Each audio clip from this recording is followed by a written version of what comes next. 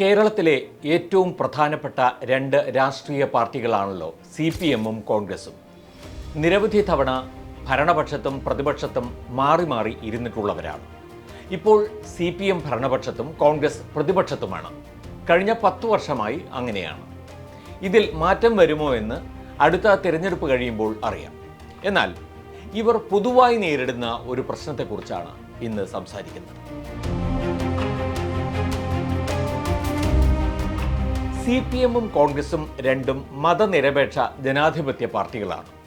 എന്നാൽ അവിടെ തീരുന്നു രണ്ടു കൂട്ടരും തമ്മിലുള്ള സാമ്യം. ആശയങ്ങൾ കൊണ്ടും പ്രവർത്തന രീതി കൊണ്ടും CPM-ഉം കോൺഗ്രസും തമ്മിൽ നല്ല അകലമാണ്. പിന്നെ എങ്ങനെയാണ് രണ്ടു കൂട്ടരും ഒരു പൊതുവായ പ്രശ്നം നേരിടുന്നത്? വഴിയെ വിശദീകരിക്കാം. കോൺഗ്രസുമായി ബന്ധപ്പെട്ട് ഈ പോയ ആഴ്ച ഒരു പ്രധാന വാർത്ത വന്നത് വയനാട്ടിൽ നിന്നാണ്. കള്ളക്കേസ് വിവാദത്തിൽ കോൺഗ്രസ് പഞ്ചായത്ത് അംഗം ജീവനൊടുക്കി എന്നതാണ് വാർത്ത. പുൽപ്പള്ളിയിൽ ഗ്രൂപ്പ് വഴക്കിന്റെ ഭാഗമായി ഉണ്ടായ കള്ളക്കേസിൽ കോൺഗ്രസ് വാർഡ് പ്രസിഡന്റ് കാനാട്ടുമല തങ്കച്ചന് 17 ദിവസം ജയിലിൽ കിടക്കേണ്ടി വന്നിരുന്നു. മദ്യവും സ്ഫോടക വസ്തുക്കളുമായി പിടിയിലായ തങ്കച്ചൻ നിരപരാധിയാണെന്ന് വെളിപ്പെടുകയും യഥാർത്ഥ പ്രതിയെ പോലീസ് പിടികൂടുകയും ചെയ്തിരുന്നു. തന്നെ കള്ളക്കേസിൽ കുടുക്കിയത് പഞ്ചായത്ത് അംഗം ജോസ് നെല്ലേടവും ചില നേതാക്കളുമാണെന്ന് തങ്കച്ചൻ പോലീസിന് മൊഴി നൽകി. അതനുസരിച്ച് പോലീസ് അന്വേഷണം ഊർജിതമാക്കുമ്പോഴാണ് ജോസ് നെല്ലേടം ആത്മഹത്യ ചെയ്തത്. വിഷലായിനി കഴിച്ച ശേഷം കൈത്തണ്ടയിലെ ഞരമ്പ് മുറിച്ച് പുഴയിൽ ചാടുകയായിരുന്നു. ജോസിനെതിരെ സമൂഹ മാധ്യമങ്ങളിൽ വലിയ വിമർശനം ഉയർന്നിരുന്നു. ക്വാറി ഉടമകളിൽ നിന്ന് കോടികൾ വാങ്ങിയെന്ന് പ്രചാരണമുണ്ടായി.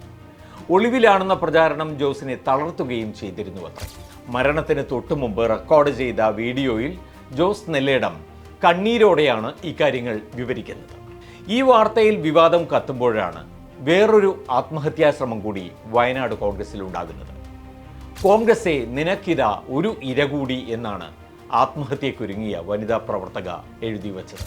ബത്തേരിയിലെ സഹകരണ ബാങ്കുകൾ കേന്ദ്രീകരിച്ച് നടന്ന കോടിക്കണക്കിന് രൂപയുടെ നിയമന കൊള്ളയുടെ ഇര വയനാട് DCC ട്രഷററായിരുന്ന NM വിജയന്റെ മരുമകൾ പത്മജയാണ് ആത്മഹത്യയ്ക്ക് ശ്രമിച്ചത്. NM വിജയനും മകൻ ജിജേഷും കഴിഞ്ഞ ഡിസംബറിൽ ആത്മഹത്യ ചെയ്തത് പ്രേക്ഷകർ ഓർക്കുന്നുണ്ടാകുമല്ലോ. ജോസ് നെല്ലേടം ജീവനൊടുക്കിയത് മുതൽ തന്നെ പത്മജ കോൺഗ്രസ് നേതൃത്വത്തിന് എതിരെ രംഗത്ത് വന്നിരുന്നു. വാക്കുപാലിക്കാത്ത നേതൃത്വമാണ് കോൺഗ്രസിനെന്നും സത്യസന്ധരായവരെ കൊന്നൊടുക്കുകയാണെന്നും പത്മജ ആരോപിച്ചു.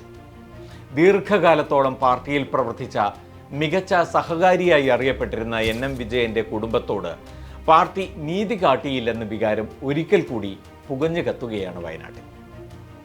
ഓർക്കേണ്ടത്, ഇതിനകം 5 ജീവനുകളാണ് വയനാട്ടിൽ കോൺഗ്രസിലെ ആഭ്യന്തര പോരുമായി ബന്ധപ്പെട്ട് ഇതുവരെ പൊലിഞ്ഞത്.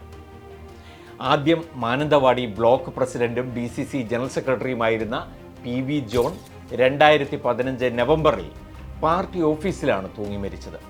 പിന്നെ 2023 മെയ് 29-ന് കോൺഗ്രസ് അനുഭാവിയായ പുൽപ്പള്ളി ചെമ്പകമുല ഇളയിടത്ത് രാജേന്ദ്രൻ നായർ പുൽപ്പള്ളി സഹകരണ ബാങ്ക് തട്ടിപ്പുമായി ബന്ധപ്പെട്ട് ജീവനൊടുക്കി.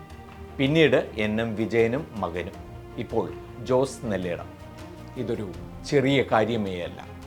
ഇതേ സമയത്ത് ഇതുമായി നേരിട്ട് താരതമ്യമില്ലാത്ത, എന്നാൽ ആഭ്യന്തര സംഘടനാ രംഗത്ത് ഗുരുതര പ്രത്യാഘാതമുണ്ടാക്കാൻ പോകുന്ന ഒരു പ്രശ്നമാണ് മറുവശത്ത് CPM നേരിടുന്നത്. അത് തൃശ്ശൂർ ജില്ലയിലാണ്. ഇവിടെ വിഷയം അഴിമതി ആരോപണമാണ്.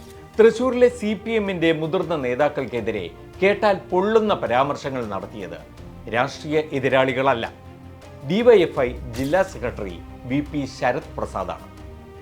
ഒരു സ്വകാര്യ സംഭാഷണത്തിൽ ശരത് പ്രസാദ് നടത്തിയ പരാമർശങ്ങൾ മാധ്യമങ്ങളിൽ കത്തിപ്പടർന്നത് പെട്ടെന്നാണ്. MK കണ്ണൻ, AC മൊയ്തീൻ തുടങ്ങിയ നേതാക്കൾ അനധികൃതമായി കോടികൾ സമ്പാദിച്ചവരാണെന്നാണ് ശരത് ഈ സംഭാഷണത്തിൽ പറയുന്നത്. കേരള ബാങ്ക് സംസ്ഥാന വൈസ് ചെയർമാനാണ് കണ്ണൻ. കപ്പലണ്ടി വിറ്റ് നടന്നിരുന്ന കണ്ണൻ ഇപ്പോൾ കോടിക്കണക്കിന് രൂപയുടെ ആസ്തിയുള്ളയാളാണ്. പാർട്ടി സംസ്ഥാന കമ്മിറ്റി അംഗവും മുൻ മന്ത്രിയുമാണ് മൊയ്തീൻ. നഗരത്തിലെ ഏറ്റവും വലിയ ഡീലർമാരിൽ ഒരാളാണ് മൊയ്തീൻ എന്നാണ് ശരത് പറയുന്നത്. SFI DYFI ഭാരവാഹികളായാൽ സ്വന്തം പോക്കറ്റിലേക്ക് കാശ് പിരിക്കുന്നതിൻ്റെ കണക്കുകളും ശരത് പ്രസാദ് ഈ സംഭാഷണത്തിൽ വിവരിക്കുന്നു. ഈ സംഭാഷണം നടത്തിയിരിക്കുന്നത് party east Nadathara local committee അംഗം നിബിൻ ശ്രീനിവാസനോടാണ്. സംഭാഷണം മാധ്യമങ്ങളോട് സ്ഥിരീകരിച്ച നിബിനെ ഉടൻ തന്നെ പാർട്ടി പുറത്താക്കി. ശരത് പ്രസാദിനോട് വിശദീകരണം തേടിയിരിക്കുകയുമാണ്. പക്ഷേ അതുകൊണ്ട് യാതൊരു കാര്യവുമില്ല. ഇതേ നിബിൻ ശ്രീനിവാസൻ പാർട്ടി നേതാക്കൾക്ക് എതിരെ 5 മാസങ്ങൾക്ക് മുൻപ് സംസ്ഥാന സെക്രട്ടറി എം വി ഗോവിന്ദന് പരാതി നൽകിയിരുന്നു എന്നാണിപ്പോൾ വാർത്തകൾ. CPM ഭരിക്കുന്ന സഹകരണ സ്ഥാപനങ്ങളുമായി ബന്ധപ്പെട്ടാണ് നിബിൻ ആരോപണങ്ങൾ ഉന്നയിച്ചത്. ഇതിൽ ഒരു നടപടിയും ഉണ്ടായിട്ടില്ല. മാത്രവുമല്ല, കുപ്രസിദ്ധ കരുവന്നൂർ സഹകരണ ബാങ്ക് തട്ടിപ്പുകളുമായി ബന്ധപ്പെട്ട് CPMന് തൃശ്ശൂരിലുണ്ടായ കളങ്കം ഇരട്ടിപ്പിക്കുകയാണ് പുതിയ സാഹചര്യം. തൃശ്ശൂരിൽ പാർട്ടിയിൽ കാലങ്ങളായി തുടരുന്ന വിഭാഗീയതയാണ് ഇത് പുറത്തുവരാൻ ഇടയാക്കിയത്. ഇനി ഈ 2 പാർട്ടികളും നേരിടുന്ന വ്യത്യസ്തങ്ങളായ ഉൾപാർട്ടി വെല്ലുവിളികൾ പൊതുവായി മാറുന്നത് എവിടെയാണെന്ന് നോക്കാം. ഒന്നാമതായി, 2 പാർട്ടികളുടെയും ഉള്ളിലെ കുഴപ്പത്തിൽ പ്രധാന സ്ഥാനം പണത്തിനാണ്. നേതാക്കൾ എങ്ങനെ പണം സമ്പാദിക്കുന്നു അഥവാ സമ്പാദിക്കുന്നതായി ആരോപണമുയരുന്നു എന്നതാണ്. കോൺഗ്രസിൽ അത് പരസ്യമായ വിഴുപ്പലക്കൽ ആയി മാറുന്നു. CPMലോ അത് അണിയറയിൽ നിന്ന് ആരോ പുറത്തുവിടുന്ന രഹസ്യ സംഭാഷണമായി വരുന്നു. ഇതാണ് വ്യത്യാസം. രണ്ടായാലും പൊതുപ്രവർത്തക അഴിമതിയാണ്. വിജിലൻസ് കൃത്യമായി അന്വേഷിച്ച് നിയമ നടപടികളിലേക്ക് പോകേണ്ട വിഷയമാണ്. അതായത് ഉൾപാർട്ടി ആരോപണമാണെങ്കിലും ജനങ്ങൾക്ക് മുന്നിൽ നിരപരാധിത്വം തെളിയിക്കാൻ ബാധ്യതയുള്ള ആരോപണങ്ങളെന്ന് വ്യക്തം.